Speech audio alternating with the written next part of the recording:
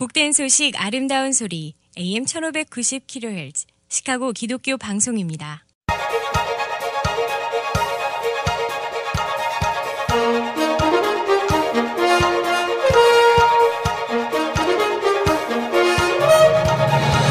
김정일 해설위원의 시사 해설.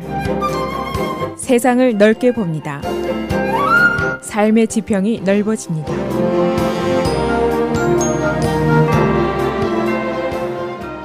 시사 해설입니다.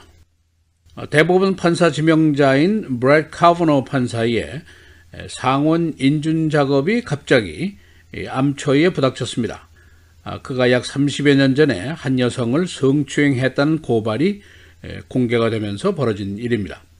이 여성은 자신의 이름을 공개하고 나서서 그를 고발했는데 그 이유는 이것이 시민의 의무라는 생각 때문이다 라고 밝혔습니다. 즉 이런 성추행범이 대법원 판사가 되는 것을 용납할 수 없다 그런 뜻입니다. 이 사실을 어제 워싱턴 포스트가 피해자의 실명을 공개하면서 보도를 했고 또 인증권자인 상원의원들이 찔끔한 상태입니다. 민주당 측에서는 즉각 일단 그녀의 말을 다 들어보고 인준투표를 하자 하고 표결 지연을 요구하고 나섰습니다.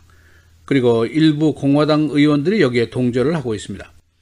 지금이 미투 시대이고 자칫하면 중간선거에서 여성표에 반란표가 있을 가능성이 있기 때문입니다.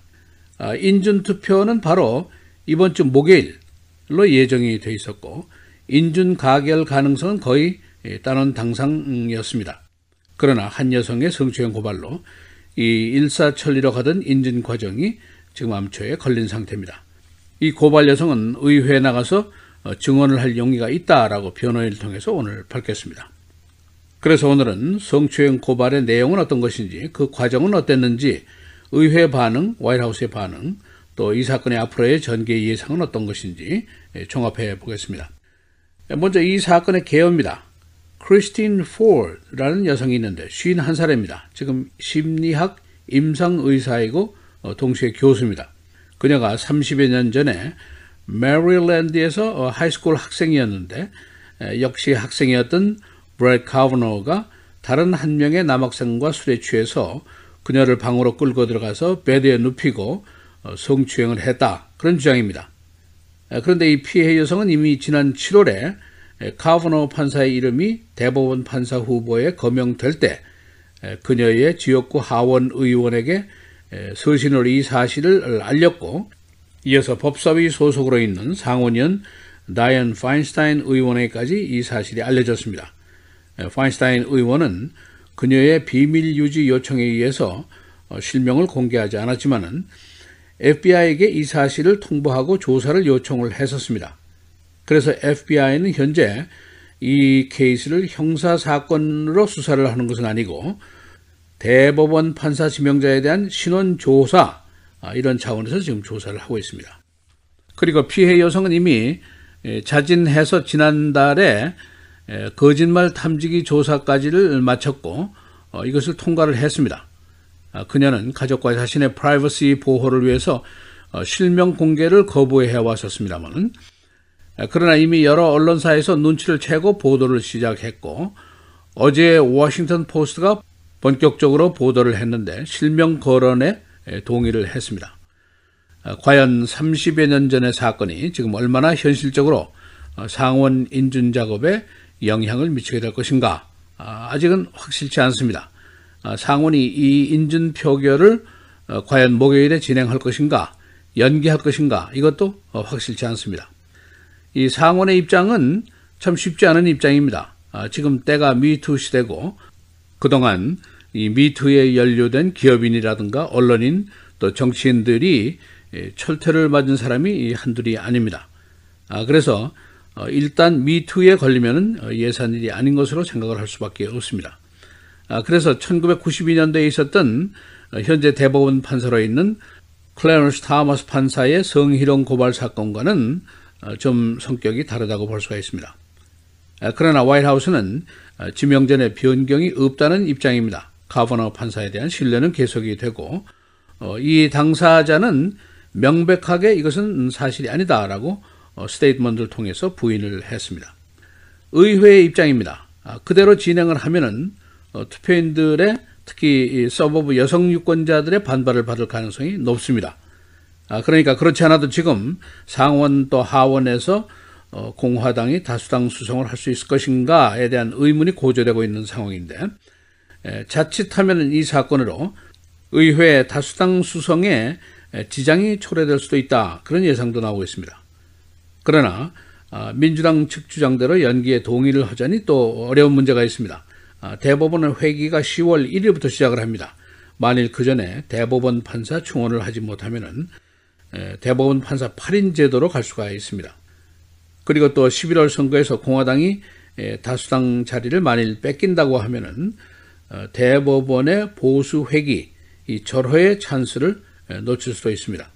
지금 대법원 구성이 보수 진보 4대 4로 되어 있는데, 한 명의 보수계 판사가 추가로 들어가게 되면은 대법원의 저울 추가, 보수적으로 기울어서 수십 년을 갈 수도 있는 찬스가 있는 그런 시점입니다.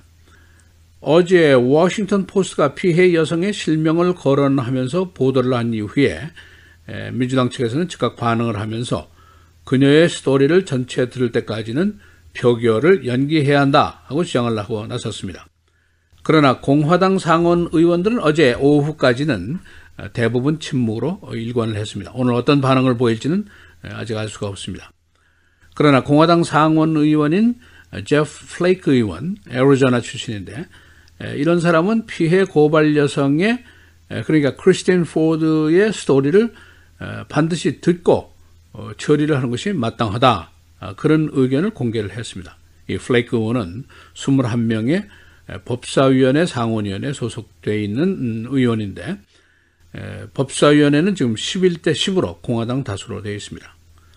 화이트하우스 쪽에서는 카버너 판사의 지명을 고수하고 목요일 표결 일정도 고수하겠다 하는 입장을 취하고 있습니다. 그러나 이제 1992년도에 있었던 클래런스 타머스 대법원 판사 대 아니타 힐스 교수의 성희롱 사건, 28년 전의 이야기이지만 기억해야 될 것이 있습니다. 그때 지금하고 시대가 다르지만 인준 통과를 시킨 이후에 수십 명의 여성 후보들에게 표가 몰린 적이 있었습니다. 지금 시대가 미투 시대고, 지금 케이스는 이제 성폭행 케이스입니다. 과거 케이스는 말로 한 성적 희롱 사건이었었고, 또 과거에는 성인들 간의 일이었지만 이번 케이스는 미성년 여학생이 피해 케이스로 다른 면도 있습니다. 이 피해 여성인 크리스틴 포드는 자신이 이제 입장을 바꿔서 실명을 공개하고 자신을 공개하는 이유는 나의 고민, 또 나의 보복에 대한 두려움보다는 나의 시민으로서의 책임이 더 중요하다고 생각을 한다라고 얘기를 했습니다. 그리고 의회에 나가서 증언할 용의가 있다라고 그녀의 변호사를 통해서 오늘 밝혔습니다. 과연 이 케이스가 사실인가 하는 질문이 있을 수 있는데, 그녀가 이미 7월에 의원들에게 서신을 보냈고 한동안 비밀 유지를 요청을 했지만은 그녀의 임상 노트에 이 기록이 있습니다. 그리고 자진해서 거짓말 탐지기의 조사를 받아 놨고, 나중에 실명 공개까지 동의를 했고, 그러니까 사실 여부의 의심을 제기하기는 좀 무리가 있다 하는 생각들이 많습니다. 여하튼 마지막 단계인 오는 목요일 상원 표결이 연기될 것인가 또는 강행될 것인가, 이것은 3일 후면은 알 수 있는 일입니다. 시사해설 김재일입니다.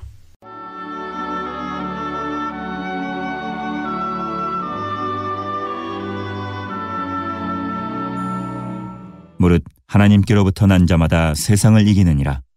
세상을 이기는 승리는 이것이니 우리의 믿음이니라. 예수께서 하나님의 아들이심을 믿는 자가 아니면 세상을 이기는 자가 누구냐?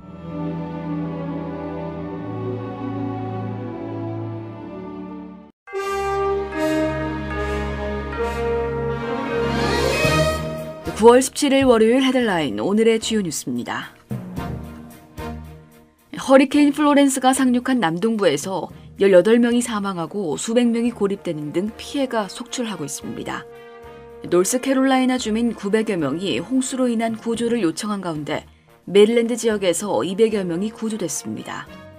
댈러스 지역에서는 강풍으로 인해 3개월 된 아기가 숨지고 커쇼 카운티로 진입하는 고속도로에서도 트럭 운전자가 사망하는 등 18명이 숨졌습니다. 기상대에 따르면 내일 오후까지 최대 6인치의 비가 더 내릴 예정이라며 플로렌스는 웨스트버지니아, 펜실베니아, 뉴욕으로 이동하며 2에서 4인치의 비를 뿌릴 것으로 예상됩니다. 브렉 캐버노 연방대법관 지명자의 인준에 빨간불이 켜졌습니다. 고등학교 시절 캐버노로부터 성폭행을 당할 뻔했다는 피해자가 직접 자신의 신분을 공개하고 나섰기 때문입니다. 팔로알토 대학의 임상심리학 교수인 크리스틴 비 포드는 어제 워싱턴 포스트에 30여 년 전 메릴랜드의 한 고등학교에 다니던 시절 역시 고등학생이었던 캐버노 지명자로부터 성폭행을 당할 뻔했다는 사실을 상세하게 밝혔습니다. 상황이 심각해지면서 공화당 상원 의원들은 당초 10월 내 캐버노의 인준 절차를 모두 마무리 짓겠다는 계획을 재고하라는 압박을 받고 있다고 언론은 전했습니다. 빌 클린턴 전 대통령의 루인스키 스캔들을 담당 조사했던 케네스 스타 전 특별검사가 폴 매나포트 전 트럼프 대선 캠프 선대본부장의 로버트 뮬러 특검 협력이 중요한 돌파구 역할을 할 것이라고 말했습니다.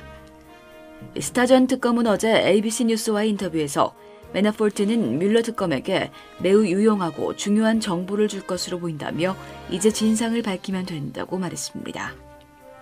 매나포트는 지난 14일 혐의 사실 중 2건의 유죄를 인정하고 뮬러 특검의 수사에 전적으로 협조할 것으로 알려졌습니다. 매나포트가 유죄를 인정한 부분은 트럼프 대통령과는 무관한 돈 세탁과 우크라이나 정당 관련 불법 로비건입니다. 슈퍼태풍 망쿠시 휩쓸고 간 필리핀에서 64명이 사망한 것으로 집계됐습니다. 그러나 구조 작업이 진행됨에 따라 향후 사망자는 100여 명이 넘을 것으로 전망되고 있습니다. 현지 언론 보도에 따르면 필리핀 경찰청은 오늘 현재 태풍 망쿠스로 64명이 사망하고 47명이 부상, 16명이 실종됐다고 발표했습니다. 그러나 향후 사상자 수는 늘어날 전망입니다. 이중계약에 따른 탈세 혐의로 논란이 됐던 중국의 유명 배우 판빙빙 근황이 알려졌습니다. 107일 동안 행방이 묘연했던 것은 당국 조사를 받은 뒤 유죄 여부를 알 수 있을 때까지 기다려야 하기 때문에 지금까지 조용히 집에서 지내고 있었던 것으로 알려졌습니다. 판빙빙은 지난 5월 말 중국의 저명 방송인인 추이용 위안이 그의 이중계약서 작성과 그에 따른 탈세 의혹을 제기한 뒤 행방이 묘연해져 각종 억측이 나돌았습니다. 락퀸 맥다널 사건 재판이 오늘부터 본격적으로 시작됩니다. 재판부는 지난주에 배심원 구성을 완결했고 피고 변호 측은 배심 재판을 받을 것을 결정했습니다. 배심은 인종적으로 백인 7명, 히스패닉 3명, 그리고 에시안과 흑인이 각각 1명으로 구성됐습니다. 피고인 제이슨 벤다익은 1급 살인죄 등 수십 가지 죄목으로 기소돼 있습니다. 시카고 시장 선거에 윌리엄 데일리가 출마를 선언했습니다. 그는 리차드 데일리의 동생으로 데일리가는 시카고 시장 자리를 43년간 차지해왔습니다. 현재 라미 매뉴얼 시장의 불출마 발표 이후 약 18명이 시장 출마를 이미 결정했거나 고려하고 있어 매우 혼잡한 선거전이 예상됩니다. 데스플랜 콘도에서 어제 화재가 일어나 1명이 사망하고 38명의 이재민이 발생했습니다. 어제 9396 랜딩 레인에 있는 콘도에서 불이 일어나 주민 1명이 숨지고 진화 작업을 펴던 소방관 4명이 부상을 당했습니다. 소방대는 화인을 조사 중입니다. 날씨입니다. 오늘은 대체로 맑은 가운데 한낮에는 기온이 90도를 웃돌면서 늦더위가 기승을 부리겠습니다. 오늘 낮 최고 90도, 밤 최저 68도. 내일은 흐린 가운데 오전에 비 소식 있는 곳 있겠고 낮 최고 84도, 밤 최저 66도. 수요일과 목요일도 흐린 날씨 이어지면서 한때 대기 불안정으로 비나 던더스톰이 예상됩니다. 수요일 낮 최고 82도, 밤 최저 72도. 목요일 낮 최고 90도, 밤 최저 71도입니다.